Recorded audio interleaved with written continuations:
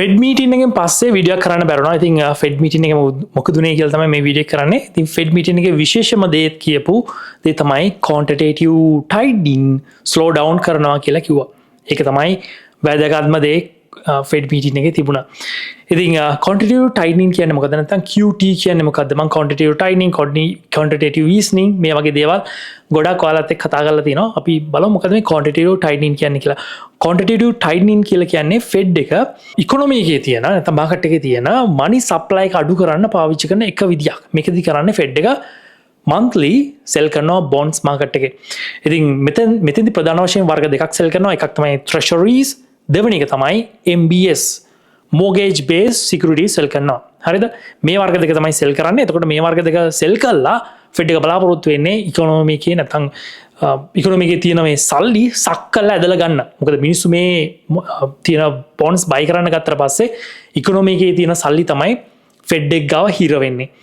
ඉතින් මේකේ result එකක් විදියට මේ විදියට QT දැම්මට පස්සේ හරිද? අපි තාමත් කතා කරන්නේ QT ගැන. slow down එක නෙමෙයි කතා කරන්නේ. QT කියන්නේ මොකද්ද? quantitative tightening කියන්නේ මොකද්ද කියන ගැන තමයි කතා කරන්නේ. ඉතින් මේ විදියට QT දැම්මට පස්සේ interest rate වැඩි වෙනවා.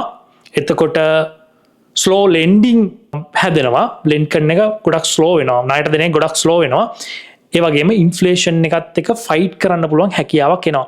ඉතින් quantitative tightening QT වගේම අපි දැක්කා interest rate වැඩි කරනවා Fed එක මේ ඉන්ෆ්ලේෂන් එක control කරන්න. ඉතින් quantitative tightening ඒ වගේම interest rate දෙකම වැඩි කරන එක මේ දෙකම කරේ economy එකේ තියෙන additional නැත්නම් අර තියෙන මුදල් සක්කල්ලා ගන්න හැම කරාට පස්සේ ඉන්ෆ්ලේෂන් එක control වෙනවා. මේ දෙයට තමයි QT නැත්නම් quantitative tightening ඒ වගේම interest rate වැඩි කරන එක කරේ.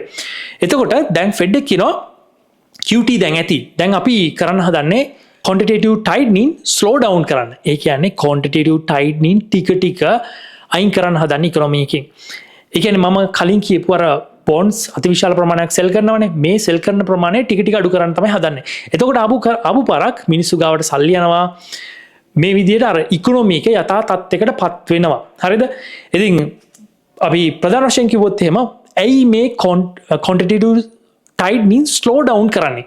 ඉතින් එකක් තමයි market disruption එක. market එකේ තියෙන අර විනාශකාරී භාවය ටිකක් අඩු කරන්න බලගන්න පුළුවන් market එකට මොන වගේ දෙයක්ද මේ කාලේ වෙන්නේ කියලා. ඒ වගේම inflation එක cool නම් inflation එක යථා තත්ත්වයට ඇවිල්ලා නම් අපි තව දුරටත් quantitative tightening දාගෙන මේ තියෙන economy එක හිර කරගෙන තියාගෙන ඉන්න වැඩක් නැහැ නේ. එහෙනම් අපි QT slow down කරනවා.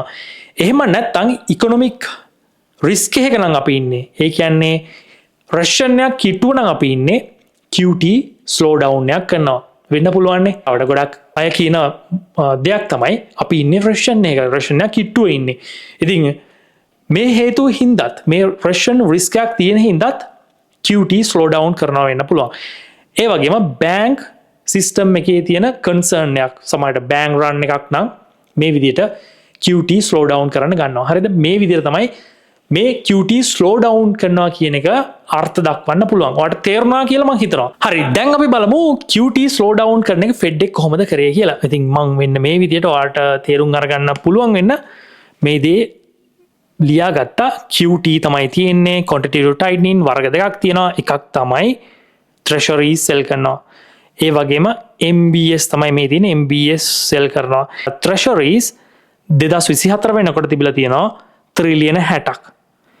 ඒ වගේම 2024 මේ වල මේ තියෙන ත්‍රිලියන 60 quantitative tightening slow down කරනවා කියලත් ගිය අවුරුද්දෙත් මේ විදිහට මේ 60ට තිබිච්ච එක 60ක bond sell කරන එක treasuries sell කරන එක ඒගොල්ලෝ අඩු කරා ඩොලර් බිලියන 25කට ඩොලර් බිලියන 25ක් දක්වා අඩු කරා. මේ ඩොලර් බිලියන 25ක් දක්වා අඩු කරපු එක තමයි දැන් ආපු අඩු කරේ ඩොලර් බිලියන 25 ඉඳන් ඩොලර් බිලියන 5 දක්වා. මේ ඉන්නේ අන්තිම කට්ටිය ඉන්නේ. හරිද? මේ ඩොලර් බිලියන 5ත් කවදා හරි දවසක අඩු කරා කියලා කියන්නේ quantitative tightening සම්පූර්ණයෙන්ම අයින් කරා කියලා. ඒ කියන්නේ ඩොලර් බිලියන 5කවත් treasury sell කරන්නේ නැහැ කියලා කියන්නේ සම්පූර්ණයෙන්ම quantitative tightening අයින් කරා කියන එක. ඒ වගේම මතක තියාගන්න ඕන මේ දේත් අයින් කරන්න ඕන. MBS කියන එකත් අයින් කරන්න ඕන. මේකට තාම Fed එක අත තියලා නැහැ. Fed එක කියනවා මේවත් අයින් කරනවා කියලා. හරිද? ඉතින් පොසිටිව් දෙයක් මේක මාකට් එකේ තියෙන පොසිටිව් දෙයක් මේ විදිහට මේ ඩොලර් බිලියන 5 දක්වා ඩොලර් බිලියන 25 ඉඳන් ඩොලර් බිලියන 5 දක්වා treasuries අඩු කරන එක සෙල් කරන එක අඩු කරන එක ස්ටාර්ට් කරන්නේ මේ අප්‍රේල් මාසේ ඉඳන් මේක තමයි ගොඩක් විශේෂ දේ ෆෙඩ් එක කතා කරපු quantitative tightening ස්ලෝ ඩවුන් කරන එක ගැන කතා කරාට පස්සේ මේක ස්ලෝ ඩවුන් කළා අන්තිමට එන්නේ quantitative easing පටන් ගන්න එක. හැබැයි quantitative easing පටන් ගන්නෙ නැහැ. ෆෙඩ් එක මේ කියලා දෙනවා quantitative easing පටන් ගන්නෙ interest rate 0 වුණාට පස්සේ.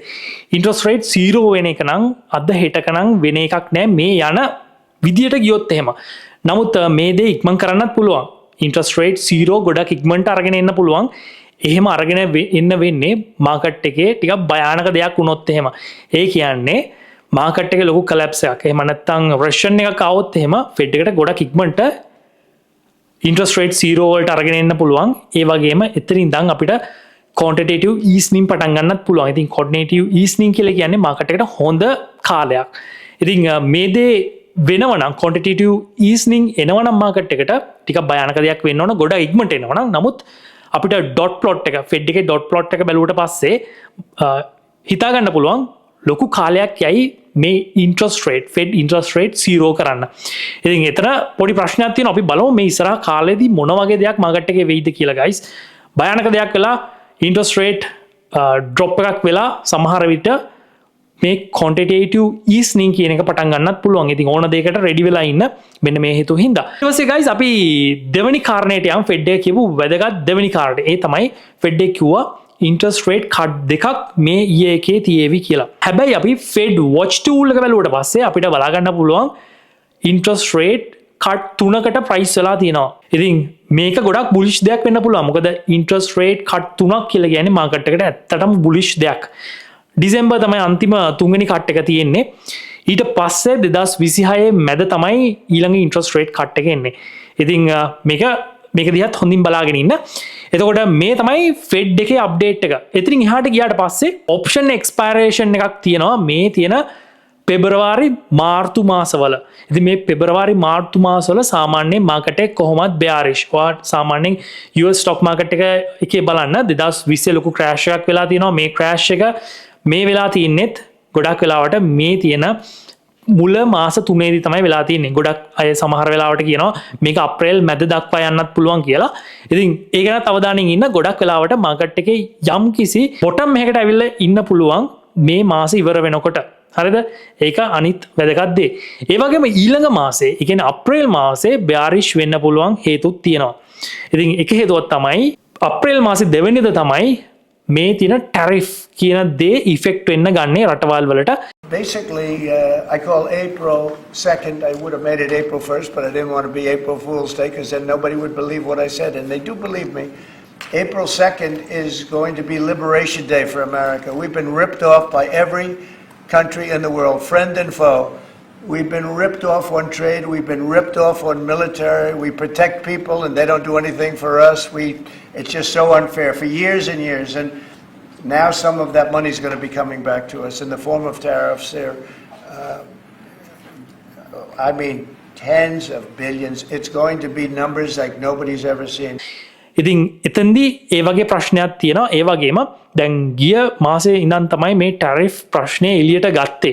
ඉතින් ඊළඟ මාසේ තියෙන මේ ඉන්ෆ්ලේෂන් print එක ඒ වගේම ජොබ් print එක මේවා පොඩක් වර්ස් වෙන්න පුළුවන්. මේකත් එක්ක මාකට් එක ඊළඟ මාසෙත් ඩවුන් ට්‍රෙන්ඩ් එකක් යන්න පුළුවන් chance එකකුත් තියෙනවා.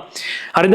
ඒක තමයි තියෙන ප්‍රශ්න ඉස්සරහා මාසේ ගත්තට පස්සේ. ඊට පස්සේ තියෙන අනිත් දේ තමයි මේ තියෙන අප්‍රේල් 2 වෙනිදා වෙන්න කලින් ටොම් ලී වගේ අය කියනවා ගොඩක් වෙලාවට මේ තියෙන ප්‍රශ්නය මේ තියෙන මේ ටැරිෆ් ඉෂුව එක රිසෝල්ව් වෙයි කියලා. හරිද? එහෙම වුණොත් එහෙම පොසිටිව් දෙයක්. සමහරවිට ට්‍රම්ප් මේ කරන්නේ නිගෝෂියේෂන් ටැක්ටික් එකක් වෙන්නත් පුළුවන්. ඉතින් මේක ගැන අවධානයෙන් ඉන්න. මේක තමයි අප්ඩේට් එක guys. අපි ඊළඟ වීඩියෝ හැමෙමු. මතක් කරලා වීඩියෝ ලයික් කරන්න. ප්‍රශ්නයක් තියෙනවා නම් යටින් කමෙන්ට් කරන්න. අපි කතා කරමු ඊළඟ වීඩියෝ එකෙන්.